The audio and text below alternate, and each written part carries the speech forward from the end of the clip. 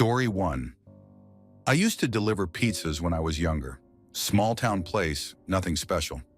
It wasn't one of those chains, just a family-owned shop that had been around forever. The kind of place where you recognize regulars just by their orders. One night I got an order for a house I didn't recognize. That was weird because I knew most of the streets, most of the customers. But this place was way out, near the edge of town, where the houses got older and more spaced out. The ticket said cash on delivery, which meant I had to knock, not just leave it at the door.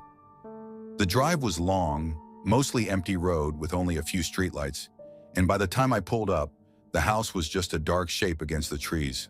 It wasn't abandoned or anything, just old. The porch light was on, casting a weak yellow glow. The windows were dark, no curtains, just black glass. I grabbed the pizza, walked up the steps, and knocked. A few seconds passed, then I heard a voice from inside, far away, like it came from the back of the house. "Coming!" I waited. 1 minute passed, then 2. I knocked again. "Almost there! Just wait!" Same voice, a little closer this time. I shifted on my feet. It was cold and I didn't like standing out there. The street behind me was empty. No cars, no movement. Just my car sitting there with its engine humming softly. I knocked again, louder this time. "Just a little longer!" The voice was definitely closer now, maybe in the hallway, but something about it made my skin crawl. It was the same, like exactly the same. Same pitch, same tone, same way of speaking.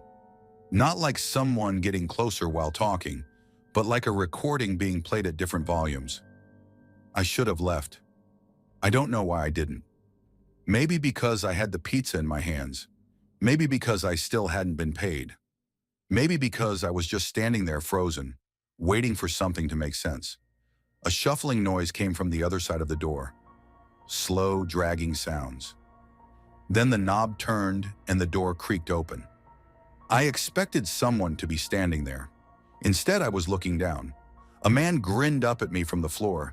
He had no legs. His hands gripped the floorboards, fingers bent like claws. His arms were thin, veiny. His nails were long. His face was too wide, too full of teeth. I couldn't move. I couldn't even breathe. He grinned wider, eyes locked on mine. And in that same voice, perfectly clear, perfectly calm, he said, "See? Told you I was coming." I dropped the pizza. I don't even remember turning around, but I must have, because suddenly I was in my car, slamming the door, fumbling with the keys. My hands were shaking so badly I almost couldn't get them in the ignition. I didn't look back. I just drove. Fast, too fast. I didn't care. I didn't even go back to the store. I just went home, locked my doors, and sat in my car until the sun came up. I quit the next day. Story 2. I used to deliver pizzas when I was younger. It wasn't a bad gig, just something to get by while I figured things out. Most of the time, it was pretty straightforward. Drop off the food, get a tip, move on. But there's one delivery I'll never forget. It was late, almost closing time, when an order came in from this place I hadn't been to before. Big house way out on the edge of town, past where the nice neighborhoods turn into sprawling estates. I didn't think much of it. Some people just had money. The ticket said it was 5 pizzas, cash payment. The drive took longer than I expected, winding roads through woods with no streetlights. I pulled up to the house, this massive old thing, dark except for one dim porch light. No cars in the driveway, no sign of movement inside. I grabbed the pizzas, went up to the door and rang the bell. Nothing. I waited, rang again. Still nothing. I knocked just in case the bell wasn't working. Finally, after what felt like a full minute, I heard footsteps inside. The door opened and there he was. Tall, thin, pale. He had this hollow look to him, like he hadn't slept in days. His clothes were loose, kind of wrinkled, like he'd just thrown them on. He didn't say anything at first, just looked at me for a second, then muttered, "Come in real quick." Now, we weren't supposed to go into customers' houses. It was one of the first rules they told us. But I don't know, something about the way he said it, like it wasn't really a request, made me step inside without thinking. I figured I could handle myself. The house smelled off. Not bad, just stale, like it hadn't been aired out in a long time. It was huge with a high ceiling and a wide foyer. Right by the door stood a full suit of armor, and somewhere in the house I could hear this eerie Halloween CD playing. Deep, echoing laughter, creaking doors, the whole deal. "Sorry, need to find my wallet," he mumbled, already walking away, disappearing into the dimly lit hallway. I stood there holding the pizzas, feeling weird about the whole thing. Something was off. The house was too big, too empty. No pictures on the walls, barely any furniture. Just that armor, a long wooden bench, and some dark hallways stretching deeper inside. And then, out of nowhere, this dog, the biggest dog I've ever seen, lumbered into view. It was massive, like part wolf or something, with thick, matted fur. It came right up to me, sniffed the air, then collapsed against my legs with its full weight, knocking me off balance. I staggered back, almost dropping the pizzas. That's when I saw it, the suit of armor. It had moved. I swear to God, when I walked in, it was facing straight ahead. Now its head was turned, looking at me. My breath caught in my throat. The house was silent except for that stupid Halloween CD, the distant looping laughter scratching at my nerves. The guy still hadn't come back. I stepped back toward the door, the dog still pressing against me. My eyes locked onto that suit of armor, heart pounding so hard I could hear it in my ears. I told myself I was imagining things, that it must have been the angle, a trick of the light. Then I heard footsteps, not from the hallway, from inside the suit of armor. A slow, deliberate step forward. I felt ice in my veins. My body locked up, but my brain screamed, "Move!" I turned, yanked the door open, and ran. I didn't care about the pizzas, didn't care about the guy, didn't care about the damn dog. I just ran to my car, jumped in, and slammed the door shut, breathing so hard I was dizzy. I looked back at the house. The door was still open. The guy was standing there now, half in the shadows, watching me. No expression, just watching. Then behind him, in the dim hallway, the armor stepped forward. I peeled out of there so fast I nearly drove into a ditch. I didn't stop until I was back at the store, shaking, hands white-knuckled on the wheel. I told my manager what happened, left out the part about the armor. He just shrugged. Rich people are weird, man. The guy never called about the pizzas, never complained, never reordered. I checked the address later. The house had been empty for years. Story 3. I used to deliver sushi for this small Japanese restaurant in the city. It was a decent gig, paid enough, flexible hours, and I liked driving around at night. There was something peaceful about it, weaving through dimly lit streets, music playing low on the radio. That night, it was a little after 11 when the last order came in. The ticket just said, "Hostel, delivery entrance," with an address I didn't recognize. I punched it into GPS. It was further out than most deliveries, in a weird part of town where the buildings got older, the streets got narrower, and streetlights were more of a suggestion than a rule. The closer I got, the worse it felt. It wasn't just the lack of lights. It was the way everything seemed wrong. The air was thick, heavy, like the city had forgotten this place. The GPS led me down a one-way street, then another, until I realized I was completely turned around. No other cars, no pedestrians, just silence. Then I saw the hostel. It was a 3-story building, old and sagging under the weight of time. The sign above the entrance was barely readable, the neon letters flickering weakly. Rosendale Hostel. I pulled into the side alley, where the delivery entrance was supposed to be. The alleyway was so narrow I had to fold my mirrors in just to squeeze through. The back door was open. I don't mean unlocked, I mean wide open, swinging slightly like someone had just walked in. There was no buzzer, no doorbell, no sign of anyone waiting, just that open door leading into the dimly lit interior. I hesitated. My gut told me to leave it on the doorstep and go, but we weren't allowed to do that. Restaurant policy. So I grabbed the bag, stepped out of my car, and walked up to the door. "Hello?" My voice barely carried. The place swallowed sound.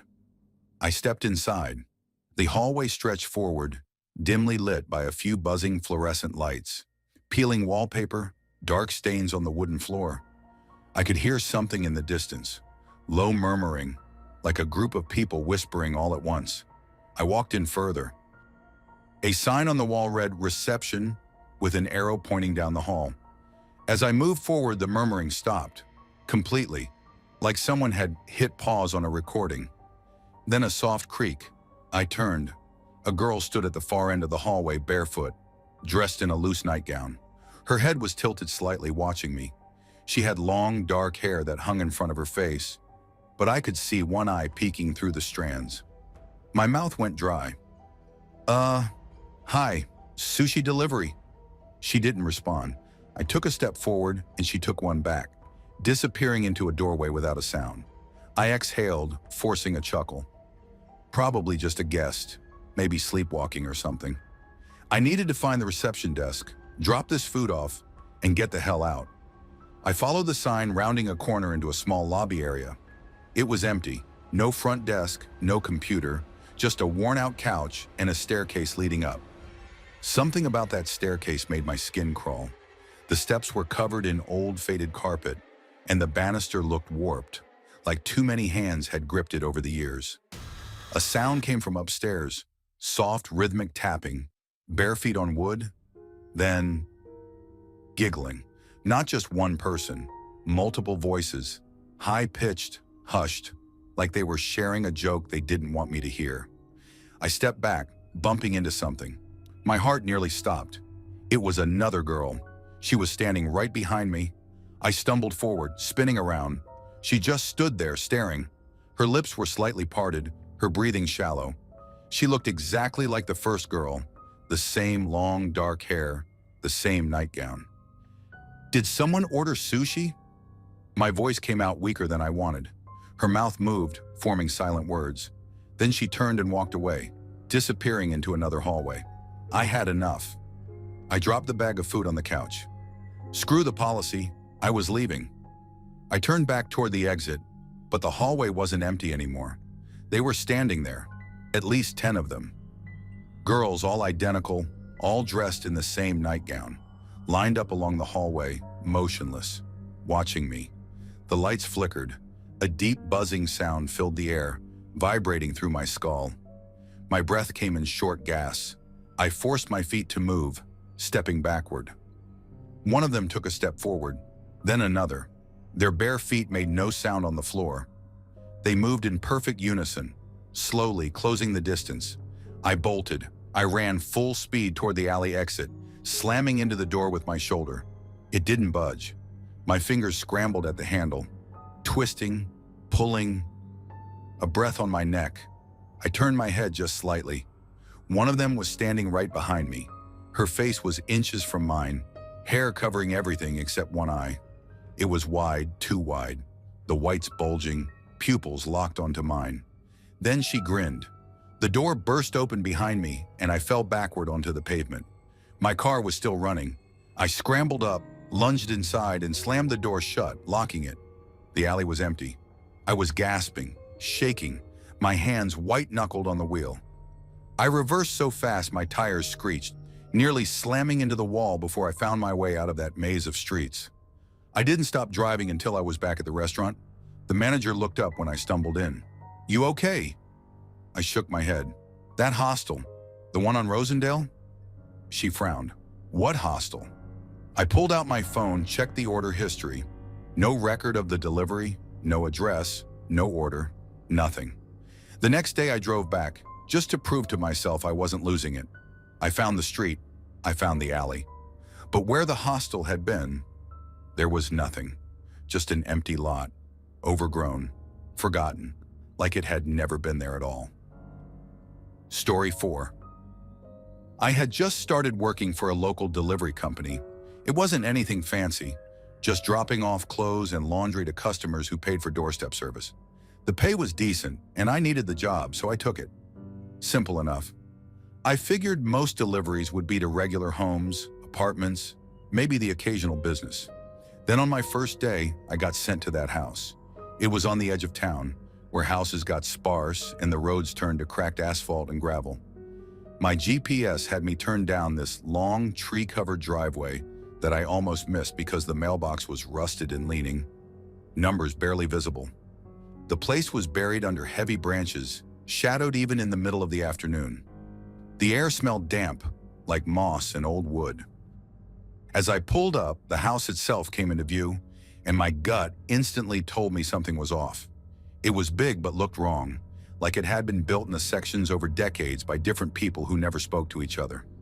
The windows were mismatched. The roof had patches of different colored shingles, and the front porch sagged. But it wasn't just the house. It was everything around it.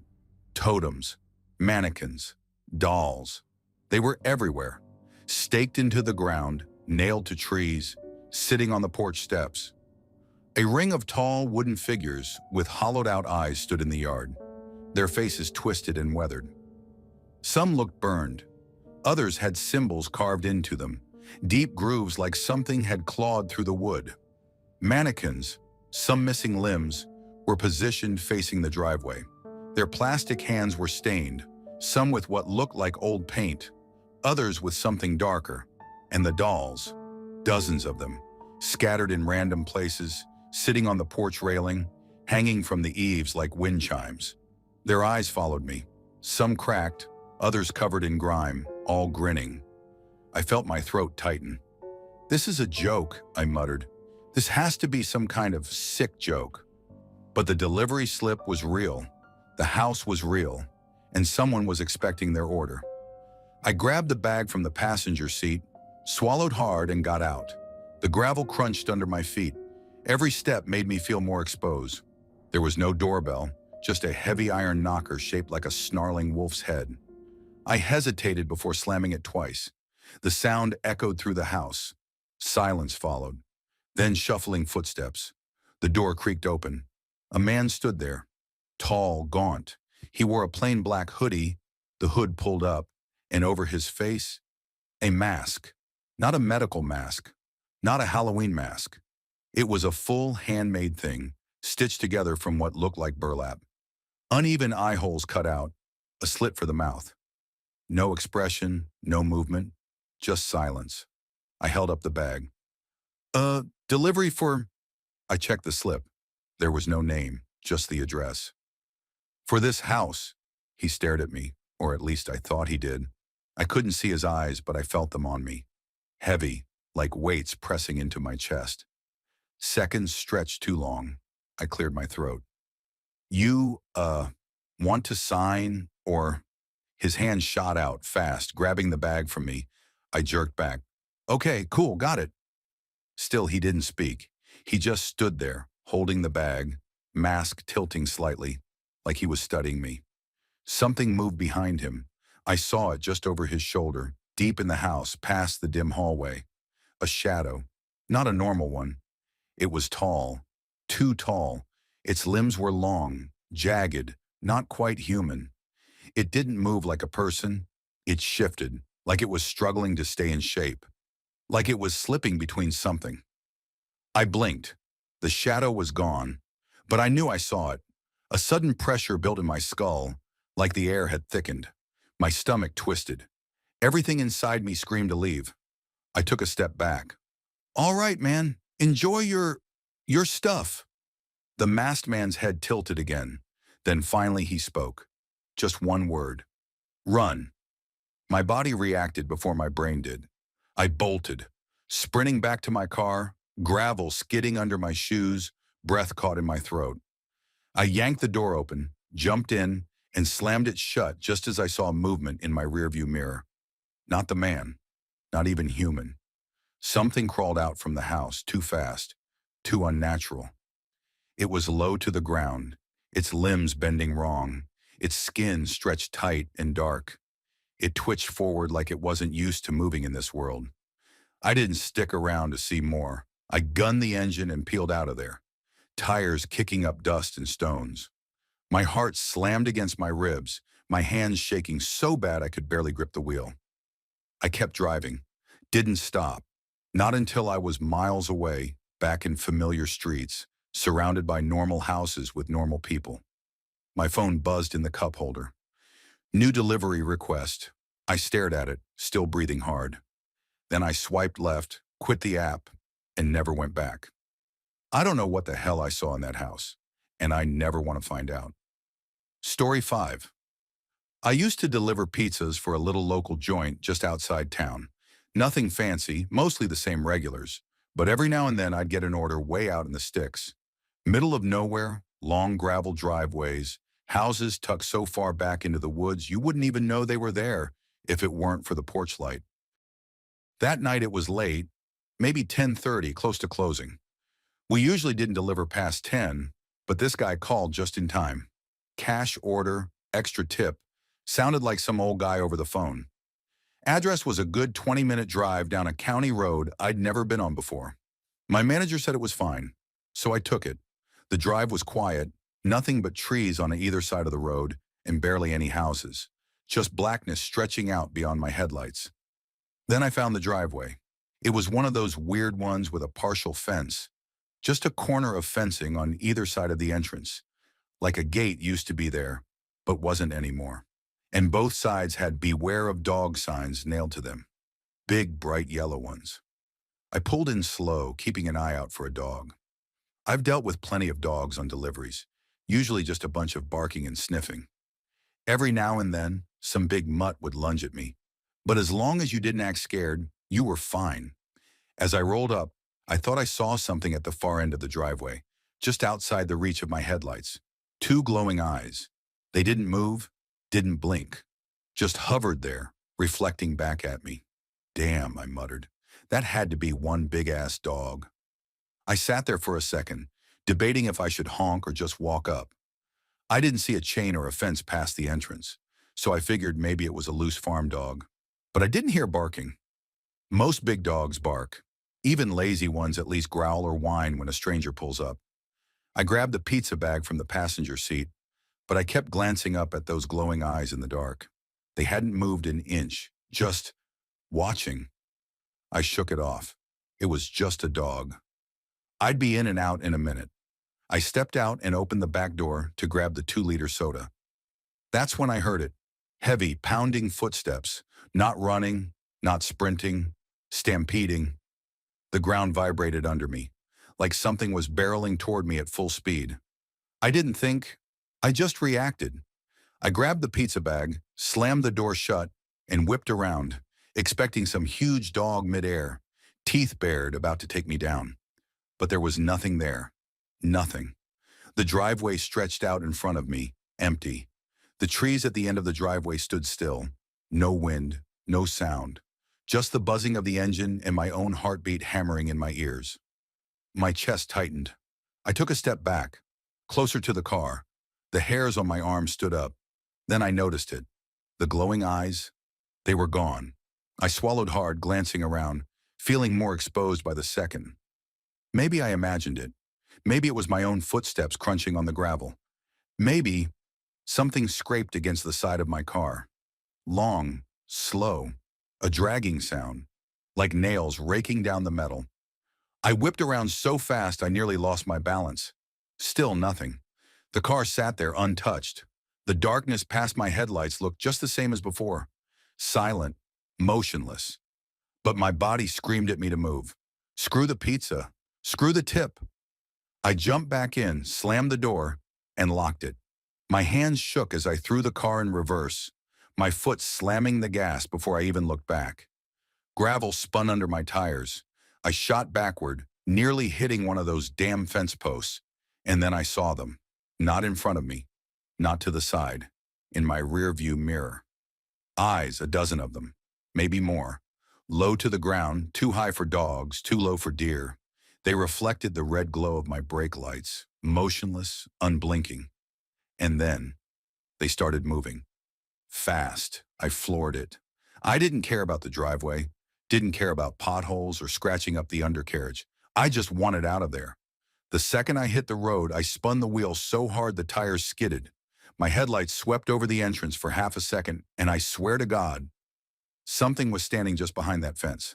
Tall, thin, too tall, too thin, and then I was gone. I don't remember the drive back. I don't even remember walking into the store.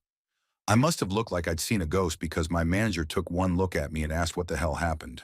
I told him I didn't make the delivery. He asked why. I told him I thought I saw something. He didn't push for details, just sighed, took the pizza, and went to call the number on the order. No one picked up. He tried again. Same thing. No answering machine, no call back, just dead air. He shrugged it off, dumped the pizza, and that was that. I never went back down that road. Story 6. I've been delivering Chinese food for about 2 years now. It's not a bad gig. Tips are hit or miss, but the late night shifts are usually quiet, which I prefer. I live in a small town, nothing special, just a bunch of streets you could drive through in 15 minutes. It's not the kind of place you'd expect anything weird to happen. That night I had a late delivery, last one before I could head home. It was already past 11 p.m. The order was a simple combo meal, nothing fancy, going out to a house on the edge of town near the old train tracks. I'd been there before. It was an old house. Half of it looked abandoned, but I figured maybe someone still lived there. I pulled up outside the house, left my scooter running, and grabbed the bag. That's when I noticed something was off. The usual sounds of the night, the distant traffic, the occasional barking dog, the hum of insects were gone. Just silence. I mean, absolute silence. Even the air felt different, like it was thicker, pressing down on me. I tried to shake it off. Maybe I was just tired. But then, just as I turned towards the house, I heard something. A whisper. It wasn't clear, more like a breath of sound, but I swear it came from right behind me. I spun around fast. Nothing. Just my scooter, parked where I left it. The street was empty, the streetlights flickering slightly, like they always did in this part of town. I took a deep breath and turned back to the house. That's when I heard it again. Closer this time. A low, drawn-out whisper, but not in any language I could understand. It sent a chill up my spine, like someone had just breathed right into my ear. My skin prickled and my heart started pounding. Then the sound changed. A scrape, like something heavy being dragged across pavement. I turned again, my chest tightening. My scooter moved, not like it was rolling on uneven ground. No, it jerked, just a few inches, but it was enough, like someone unseen had given it a shove. The kickstand was down. There was no way it should have moved at all. I froze. My brain tried to make sense of it. Wind? A shift in balance? But there was no wind. The air was dead still. My breath hitched as another whisper came, this time from the direction of the house. Low, guttural, not human.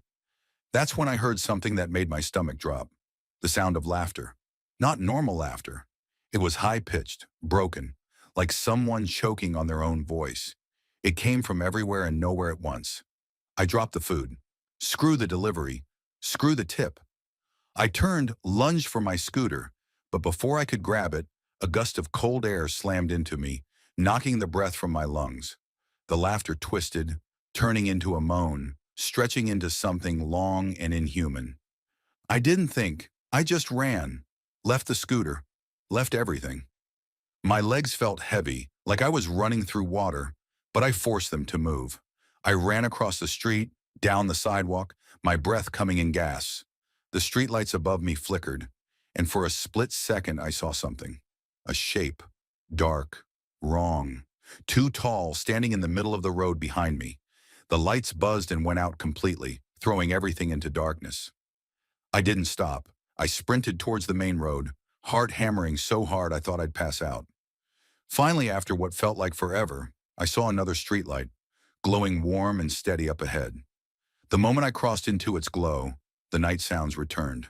Crickets, distant cars, the normal hum of the world. I risked a glance back. Nothing, just an empty street. My scooter still sitting there. I wasn't going back for it. Not that night. I took my phone out, hands shaking so badly I almost dropped it, and called my manager. Told him my scooter broke down, that I had to leave it. I didn't say anything else. What was I supposed to say? I walked the rest of the way to the restaurant, forcing myself not to look over my shoulder. Every shadow felt wrong. Every whisper of wind made my skin crawl. When I finally got back, my manager gave me a ride home. He didn't ask any questions, and I didn't offer any answers. The next day, one of my coworkers went to pick up my scooter. It was still there, standing exactly where I left it. But the weirdest part? The food bag I dropped was gone. Story 7. I used to work as a pizza delivery driver in a small town just outside of Cincinnati. It wasn't a bad gig. Mostly quiet roads, decent tips, and the occasional weird customer, but nothing I couldn't handle. That was until one night when I got sent to a house on the edge of town. I still don't have an explanation for what happened. It was about 9:30 p.m. when the order came in.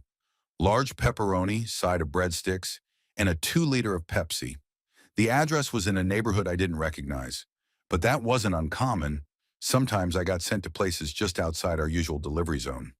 The house was further out than I expected, though. The GPS took me down a long, winding road, past empty lots and half-built houses. The streetlights were few and far between, and the further I drove, the more I felt like I was heading into nowhere. Eventually, I pulled up to a house. It was nice. Too nice for the area. Modern, sleek, with big windows. The porch light was on, which was a relief, since a lot of people left us standing in the dark. I grabbed the pizza bag and made my way to the front door. I knocked, and immediately 2 voices, one male, one female, called out, almost in unison, "Come in!" That was weird. Most people didn't invite their pizza guy inside. I hesitated, then knocked again. Same response. "Come in!" I wasn't about to just walk into someone's house, so I called out, "Uh, I got your pizza." "Yeah, bring it in," the male voice said, followed by a quiet giggle from the woman. Against my better judgment, I pushed the door open. The first thing I noticed was the setup. Bright lights, tripods, cameras all pointed toward a large couch where a man and a woman were sitting. They were both smiling, almost too much, like they were expecting me. "Come on in," the man said again, gesturing toward them. "We've been waiting for you." I took a step inside, feeling uneasy. Yeah, where do you want the pizza?" "Right here," the woman said, patting the table in front of them.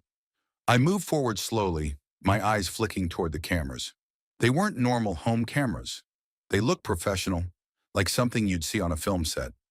The lights were bright enough to make my head hurt, casting long, unnatural shadows behind me. "You seem nervous," the man said, grinning. "Relax." The woman giggled again, but it was off, like she wasn't actually laughing, just making the sound. Something about the way they looked at me made my stomach twist. Their smiles were too wide, too forced, and their eyes. I set the pizza down on the table and stepped back. "All right, total's $23.75. They didn't move. They just kept staring at me. "You should stay a while," the man said. My skin crawled. "Nah, I got other deliveries." The woman tilted her head, still smiling. "But you just got here." Something was wrong. Everything in me screamed to leave. I reached for the doorknob, but before I could touch it, the lights flickered. And then they were gone. I don't mean they got up and walked away. I mean they just weren't there anymore. The couch was empty. The cameras were gone. The lights had vanished. The whole room was dark and silent, except for my own breathing. I stumbled back, heart hammering, my hand scrambling for my phone. I hit the flashlight and swung it around. The room was completely empty. No furniture, no rugs, no pictures on the walls. Just a dusty, abandoned house with bare wooden floors. I didn't wait. I bolted. I don't even remember running to my car. 1 second I was inside. The next I was behind the wheel, peeling out of that driveway so fast my tires screeched. I didn't care if I left the pizza, my bag, my dignity. None of it mattered. I just needed to get the hell out of there. I drove straight back to the shop, parked, and sat in my car for a long time, hands shaking on the wheel. When I finally went inside, my manager took one look at me and frowned. "You good?" I hesitated, then nodded. "Yeah, just a weird delivery." I didn't tell him. Who would believe me? I didn't even believe myself. The worst part, when I checked the order system later that night, the address wasn't there. No record of the delivery, no call from the customer. It was like the whole thing never happened. But I know it did. And I sure as hell am never going back there again. Story 8, I do deliveries for Uber Eats, mostly late at night because the tips are better. I live in a mid-sized city, nothing too crazy, but big enough that there are places you just don't go after dark. I try to avoid those. but sometimes the GPS takes me places I wouldn't normally go. That night, I got an order from a Mexican place, some tacos and a large drink. The delivery address was an apartment complex I wasn't familiar with, but that wasn't unusual. A lot of people order late-night food from places I'd never been. I picked up the food, tapped Start Delivery on my app, and headed out. GPS led me into a neighborhood that felt off. The main road was fine, but then it took me down a narrow side street, then an even smaller one behind two apartment buildings. I figured it was one of those places where the main entrance is in the front, but the GPS pulls you around the back. Happens all the time. I slowed down, looking for building numbers. Nothing. Just dumpsters, broken fences, and a few dim porch lights in the distance. The street was empty, no cars moving, no people walking. Just me. I kept creeping along, trying to figure out where the hell I was supposed to go, when I noticed an SUV parked at the end of the street. Its windows were fogged and something was written in pink on the glass. Looked like one of those just married or go team kind of things. I angled my headlights to get a better look. Maybe it was an apartment number or some clue about where I was. That's when I saw the shadow. It popped out of the bushes, fast like it had been crouching there, waiting. I only caught the movement at first, my brain lagging behind my eyes. Then I saw it tap on the SUV's window. Another shadow moved inside like someone shifting in their seat. And then the door opened. The second figure stepped out, but I don't know how to describe it. Not right. Too smooth, like it was gliding. No hesitation. Just movement, like it had been waiting for the signal. Then both of them turned towards me and started walking. Fast. I don't know why, but I froze for half a second. Maybe my brain was still trying to process what I was seeing. Maybe it was because they weren't running, just moving with this weird, unsettling speed. Like they knew I wasn't going anywhere. And then I snapped out of it. I slammed the gas, tires screeching, and flew past them. I swear I heard one of them make a noise. Something high-pitched but too low at the same time. Not a yell, not a word. Just wrong. As I sped away, I looked in my rearview mirror. There was nothing there. Not the SUV, not the figures. Just empty street. I didn't stop, didn't look back again. I drove straight home, canceled the order, and turned off the app. My phone buzzed with a message from Uber, something about a failed delivery. I didn't care. I couldn't shake the feeling that if I had hesitated a second longer, I wouldn't have been able to drive away at all. As I got home, I checked the map, trying to figure out where I'd been. The address didn't exist. I don't deliver in that part of town anymore. Story 9. I run a small pizza place just outside of town. Nothing fancy, just a hole-in-the-wall joint with a couple of booths and a counter for takeout orders. Business is steady, mostly delivery and late-night orders. I've been doing this for a while, so I know the regular flow of things, the rush hours, the slow nights, the occasional prank calls. But what happened that night wasn't a prank. It wasn't something I could explain. It was a little after midnight, and I was working alone. Tuesdays are slow, so I had let my one driver go early. I figured I could handle whatever came in. The last order was for delivery, large pepperoni, nothing special. I prepped the pizza, threw it in the oven, and waited. I remember that I was messing around on my phone when something hit me. This awful, rancid smell. Not just bad, but stomach-turning, like rotting seafood left in the sun. I checked the trash, the sink, even looked under the counters. Nothing. But the smell got worse, thick and cloying, like it was coming from inside my own head. I pulled the pizza out of the oven, boxed it up, and the second I closed the lid, I noticed something strange. The box felt heavier than it should have been. Not by much, but enough to make me pause. I flipped the lid open, and my stomach dropped. The pizza wasn't there. Instead, sitting in the middle of the box, was a patch of wet, writhing squid. Not frozen, not cut up, alive. Small, slick bodies, twisting over each other, tentacles gripping the greasy cardboard. I just stood there staring, my brain trying to make sense of it. There was no way. I had just pulled a pizza out of the oven. I had made it myself, seen it cook. There was no one else here. No way someone could have swapped it out in the seconds it took me to close the box. I slammed the lid shut and stumbled back, knocking over a stack of trays. My first thought was that this was some kind of prank. Maybe a sick joke by one of my employees, but that didn't make sense. Nobody had access to the kitchen but me. And besides, how would they do it? How would they even get a bunch of live squid in here without me noticing? My hands were shaking as I opened the box again, half expecting the pizza to be back, like my mind had just played some cruel trick on me. But no, the squid were still there, still moving, their slick bodies shining under the fluorescent lights.